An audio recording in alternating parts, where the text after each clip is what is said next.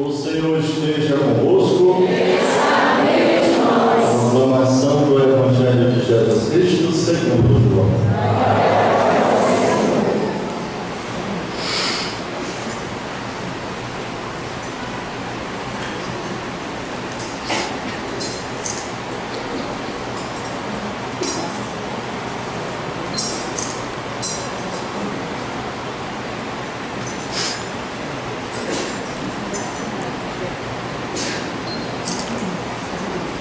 Ao anoitecer daquele dia, o primeiro da semana, estando fechadas por medo dos judeus as portas do lugar onde os discípulos se encontravam, Jesus entrou e, pondo-se no meio deles, disse: a paz esteja convosco.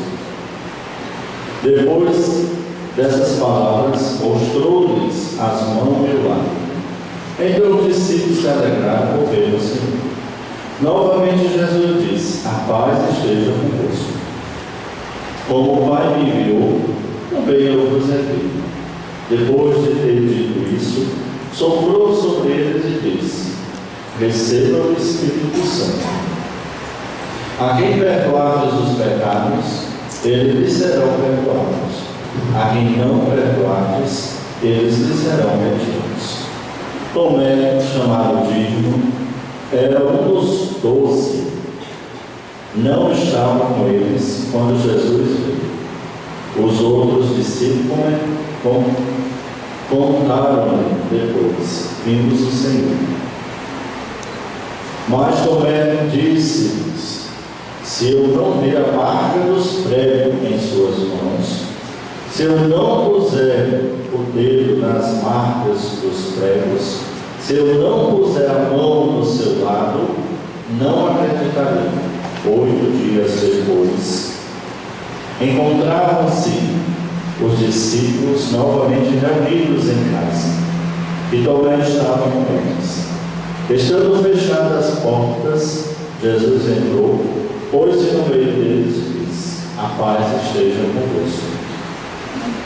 Depois disse a Tomé: põe o teu dedo aqui e olha para as minhas mãos. Estenda a tua mão e coloca no meu lado.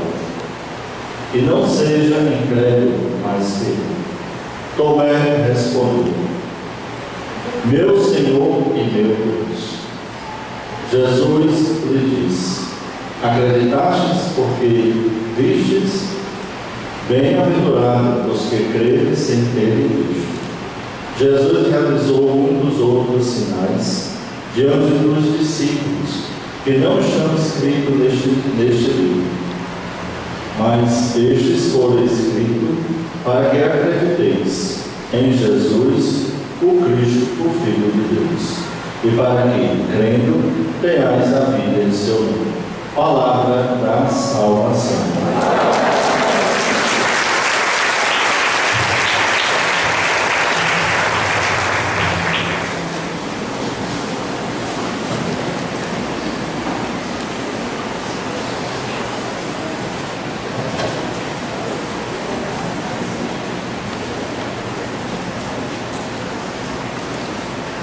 Hoje, dessa festa da misericórdia, onde nós somos convidados a mergulhar cada vez mais nesse amor incondicional de Deus por cada um de nós. E a sagrada liturgia desse dia, deste domingo, vem falar ao nosso coração. E, ao mesmo tempo, nos convidar a uma reflexão profunda sobre as nossas ações, como está a nossa vida diante de Deus, diante do irmão, como nós estamos vivendo esta alegria do Cristo ressuscitado. E essa palavra, ela é dirigida a todos nós. E principalmente a primeira leitura de hoje, que fala do retrato das primeiras comunidades, ou as primeiras comunidades se formaram em torno de Jesus. Na medida que os discípulos iam anunciando o Cristo ressuscitado, as comunidades foram surgindo. E como nós escutamos, o que é que acontecia? O que é que era de algo de extraordinário nas primeiras comunidades? Era a verdade da fé. Aquilo que o discípulo anunciava, aquilo que o discípulo pregava, eles viviam. Este foi o grande diferencial das primeiras comunidades. As pessoas olhavam para o discípulo, olhavam para as comunidades e sentiam o desejo de pertencer. Eles sentiam o desejo de fazer parte daquela comunidade, porque vivia a oração, vivia o amor a Deus. Como fala, as pessoas cresciam, o número só aumentava, e as pessoas vendiam o que tinha e colocavam em comum, e somava a cada dia aquela comunidade, e a cada dia ia crescendo o número dos fiéis. Tudo isso por causa do anúncio do Cristo ressuscitado, que eles viviam verdadeiramente o que estava pregando, o Cristo ressuscitado. Hoje, esse desafio continua na nossa vida. Como nós podemos vivenciar essa dimensão das primeiras comunidades nos dias de hoje, aonde as pessoas só pregam o Deus, onde as pessoas dão valor à riqueza, aonde as pessoas querem o dinheiro, e no retrato das primeiras comunidades era o contrário. As pessoas vendiam o que tinham, porque acreditavam naquele projeto, depositavam tudo na comunidade para viver aquele estilo de vida. Hoje não. Nós já nos preocupamos em garantir o futuro. A preocupação é saber se o filho vai ter uma profissão que vai ganhar dinheiro. Todas essas questões já começam desde cedo, a se preocupar com o ter, a se preocupar com o consumo. Bem contrário das comunidades, que as pessoas vendiam o que possuíam e colocavam em comum. Mas é interessante a gente fazer essa reflexão, porque o essencial da nossa vida é colocar Deus nas nossas ações, na vivência da nossa fé. Mas nós temos sempre que aprender. Uma coisa que nos chama bastante atenção, que nós temos que trazer para a nossa vida hoje, trazer para os nossos dias, atualizar a palavra de Deus, é quando eles, no finalzinho já da leitura, que eles, Atos dos Apóstolos está narrando para nós, porque o Atos dos Apóstolos, é bom lembrar, assim, só para a gente clarear ainda mais a nossa ideia, como ele é. O Atos dos Apóstolos, ele é um livro que ainda não foi terminado, ele nunca terminou. Ele foi escrito, começou a escrever os retratos das primeiras comunidades, os primeiros anos da missão dos discípulos de Jesus, mas ele não foi concluído, porque quem continua escrevendo o Atos dos Apóstolos até o dia de hoje somos nós. Então ele não tem fim. Todos os dias nós estamos escrevendo. Nós também somos essa comunidade que está crescendo, é a continuidade do Atos dos Apóstolos, é a mesma comunidade. Então é um livro que não tem fim. O autor não parou ali, mas ele deixou para que a gente continuasse contando essa história, vivenciando esta fé. Mas tudo isso para chamar a atenção nossa hoje para algo que é muito importante na nossa vida.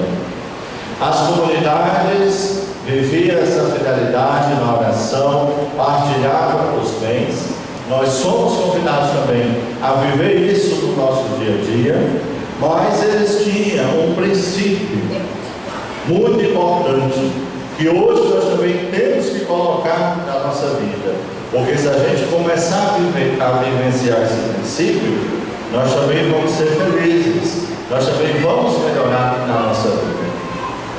Quando, no finalzinho da leitura, o que é que diz? Eles partilhavam os bens. de acordo com a necessidade de cada um. E essa necessidade de cada um é que nós temos que atualizar nos nossos dias de hoje. Então, eles recebiam, colocavam tudo em comum e davam, distribuíam. Então, às vezes a gente tem um princípio, né, que as coisas têm que ser na igualdade. Não, mas as coisas têm que ser na justiça. Porque dividir de acordo com a necessidade de cada um é: se eu preciso de 1 quilo de arroz, não é obrigado eu dar 1 quilo de arroz para todo mundo. Se eu preciso de 1 quilo de feijão, eu vou receber 1 quilo de feijão. E o outro que precisa do quilo de arroz vai receber 1 quilo de arroz. Então era assim que o discípulo partilhava e dividia o que tinha na comunidade. E ninguém passava necessidade. Porque todo mundo tinha o que era necessário para viver. Mas hoje nós não vivemos assim. A gente procura ter, a gente inventa necessidade na nossa casa, a gente cria necessidade na nossa família. Quando eu digo que nós temos que atualizar a palavra de Deus, é para ficar menos atento ao consumismo que nós temos hoje, aonde nós criamos necessidade. As famílias hoje dizem: eu não posso. A gente chega num casal que tem um filho, quando é que vai ter um outro? Eu não posso. Deus me livre, eu não tenho condição de criar. Ou tinha 10, 20 filhos aqui, tudo em vocês, né? A maioria de vocês são dessa geração, que tem 4, 10, 20. Aí hoje não. Começa a se criar necessidade. Porque tem que ter uma banheira não sei o quê, porque tem que trocar a fralda, é a fralda descartável, né? Tem que ir sem quantos anos. Aí pronto. Aí não quer ter mais outro porque o dinheiro não dá. Então são necessidades que a gente vai inventando, a gente vai criando para dar desculpa, às vezes para não viver a nossa fé. Do mesmo jeito, hoje, né, são os nossos guarda-roupas entupidos de roupas e comprando mais. Não pode ver uma promoção. Viu e pague 2, hein? Pague 1, deve 2 dessas que são boas. Sapatos para cada roupa, né? Leandro? Aí só tem 2 pés, né? Mas quantos sapatos não tem? Vem uns 200, né? Aí vai ajustando a pilha do sapato. Aí por isso, né? Os quartos, os cantos é tudo cheio de caixa. É caixa aqui, caixa ali. Porque não cabe mais. Porque nós vamos criando necessidade, às vezes, na nossa vida. Então, meus irmãos, o retrato das primeiras comunidades quer chamar a nossa atenção para que também não caia no consumismo, para que a gente busque o que é essencial na nossa vida. Quando eu falo essas coisas, não é reclamando de quem compra e quem não compra, não. Eu acho que todo mundo trabalha, tem o direito de viver, né, e ter uma vida digna. Mas, às vezes, é o excesso que faz mal. Às vezes, a gente não tem o controle dessas questões. A gente achar que o essencial é estar com a roupa nova, o essencial é estar com um sapato novo. Eu não vou para a missa com essa roupa não, então o povo vai me ver. Eu já fui no domingo passado, não vou de jeito nenhum. Então, se você vê assim, porque você presta atenção na roupa dos outros. Porque ninguém vai prestar atenção na roupa de ninguém. Mas a gente fica nessa, eu gosto, não, vestido não. Aí compra o vestido novo, compra outra roupa nova. E às vezes, né, a gente só usa uma vez e nunca mais. Então, cadê a partilha também? Às vezes a gente também não tem o senso da partilha. É o Senhor disse fazendo aquilo que você tem, mas que você pode ajudar todo mundo. Então hoje, meus irmãos e minhas irmãs, esse retrato das primeiras comunidades tem que ser vivenciado na nossa vida. É a gente ter o que é essencial para nós. E o essencial para nós é viver para Deus, é viver na justiça. Então a gente tem que ter cuidado com o consumismo, né, que vai tirando de nós o sentido da partilha. A gente tem que ter cuidado com esse desejo, às vezes, do ter, porque às vezes as pessoas dizem: eu trabalho muito para conseguir o que eu quero, então não vou ajudar esses vagabundos. Então, às vezes, a gente tem que ter esse cuidado. A gente vai mergulhando na nossa vida, fechando no nosso mundo as coisas e não se abre para o outro. E a vida cristã começou com as comunidades. O próprio Jesus escolheu 12 para estar com ele.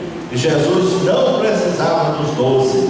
Jesus poderia realizar tudo sozinho, mas ele fez um grupo de 12 discípulos para estar com ele, para ajudar na missão, para mostrar para nós que nós não temos que estar só, que nós precisamos também um do outro, que nós precisamos do nosso irmão. E às vezes as pessoas também fazem de tudo para não precisar do outro, sofre amargamente para não pedir um favor, para não pedir uma ajuda. Meus irmãos e irmãs, nós estamos aqui para servir o outro. Jesus é fonte de misericórdia para nós, porque Ele nos dá a possibilidade, Ele nos perdoa os nossos pecados. Então nós temos também que perdoar os nossos irmãos. Nós temos que procurar vivenciar essa fraternidade, pelo menos na comunidade que é a nossa família, na nossa casa. Nós temos que pregar esse retrato das primeiras comunidades. Mas hoje não. A gente não pode, o filho não pode pegar no brinquedo do outro e já, não, isso aqui é teu, isso aqui é teu, separa. Já comprei isso aqui para tu não pegar no dele. Então, aí dá o cascudo, e vai, eu já comprei isso aqui, então não insulta com o menino não. É desse jeito, né, tua tia? É desse jeito, na casa dela. É desse jeito. Assim, nada de pegar a coisa do outro, não. Aí a gente já cria as pessoas nesse individualismo. O que é meu, ninguém pode tocar. Mas as primeiras comunidades não é assim. E hoje nós temos que vivenciar isso no nosso dia a dia. Então vamos ter cuidado com o nosso consumismo. Nós estamos aqui para viver em comunidade, para partilhar, para colocar em comum os nossos bens. E Jesus, no Evangelho de hoje, ressuscitado, aparece um discípulo. Então o discípulo tem essa alegria de ver o Cristo ressuscitado. E Tomé dessa vez não estava. Aí diz, às vezes a gente tem que compreender bem Tomé, né? Às vezes a gente diz, eu sou igual a Tomé, só acredito bem, né? E às vezes a gente tem que ver mesmo. Essa expressão de Tomé também tem que ser aplicada um pouco na nossa vida. Se a gente fosse Tomé, na hora de falar dos outros, era muito bom. A gente só falasse aquilo que visse, era bom demais. Era uma maravilha. Por isso que Tomé também é importante. Eu quero ver, como é disse, eu quero ver. Então, se a gente também fosse assim, só falasse para o nosso irmão aquilo que a gente viu, aquilo que a gente vê, o mundo também seria melhor. Mas às vezes a gente escuta uma fofoca, já espalha como verdade. Né? Então, Tomé também, ser Tomé é bom, muito bom ser Tomé. Mas só falar daquilo que escuta, só falar daquilo que a gente vê. Então Tomé disse, olha, se eu não ver a marca da mão dele, as marcas dos pregos, eu não acredito. Aí 8 dias depois, Jesus estava lá, apareceu de novo, e Tomé estava. Aí o Senhor disse, aqui Tomé, pega na minha mão e vê. Aí Tomé disse, meu Senhor e meu Deus.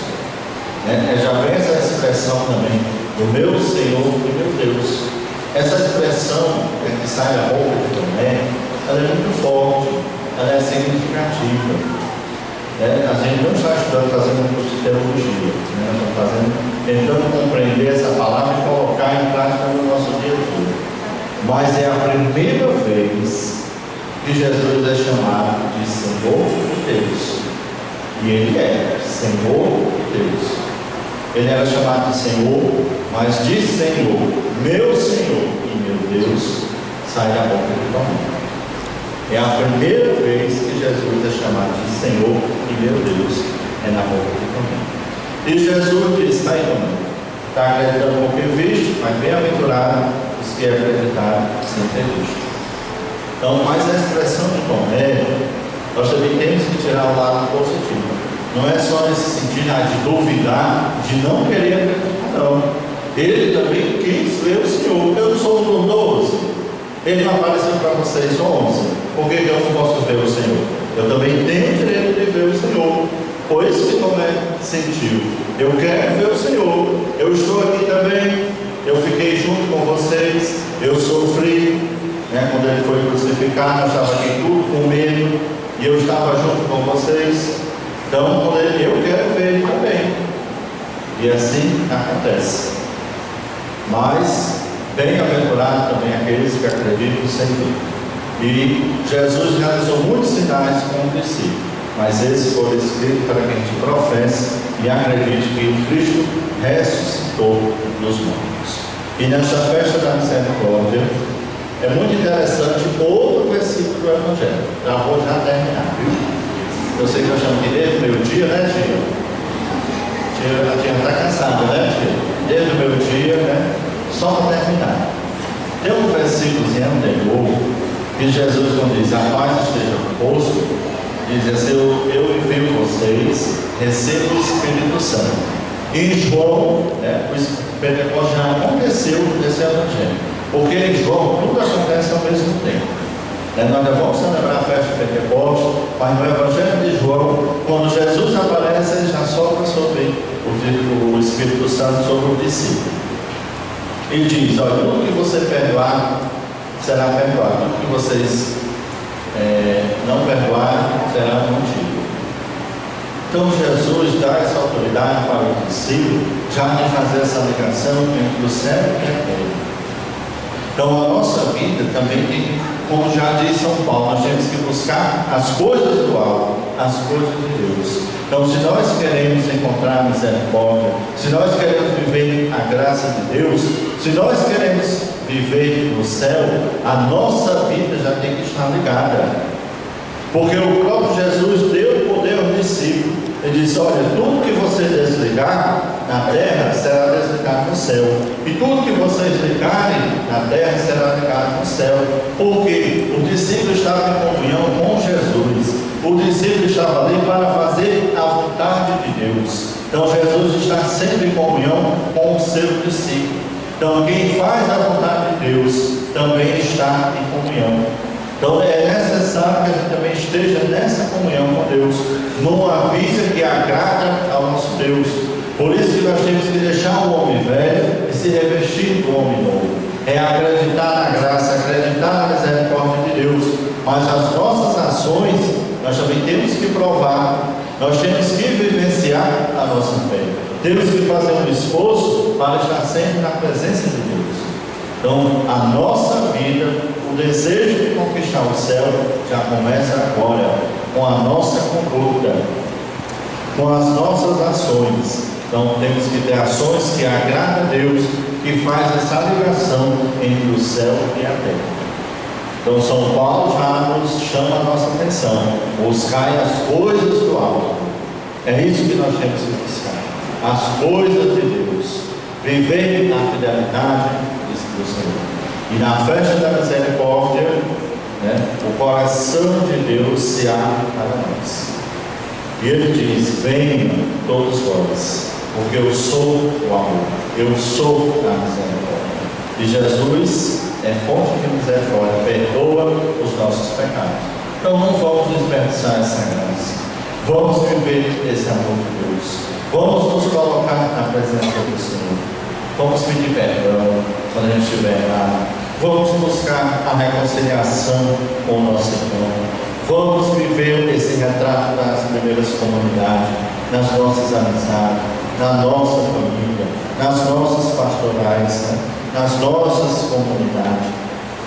Vamos ter esse desejo de colocar-se a serviço de Deus. É isso que agrada o coração do nosso Deus. E nessa festa de hoje, nós também não podemos esquecer nunca da nossa Mãe Maria, né? Que ela é também a mãe da misericórdia, ela que soube fazer a vontade de Deus, ela que estava ali sempre fazendo a vontade do seu Filho.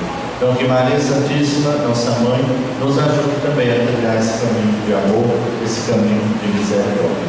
Louvado seja nosso Senhor Jesus Cristo.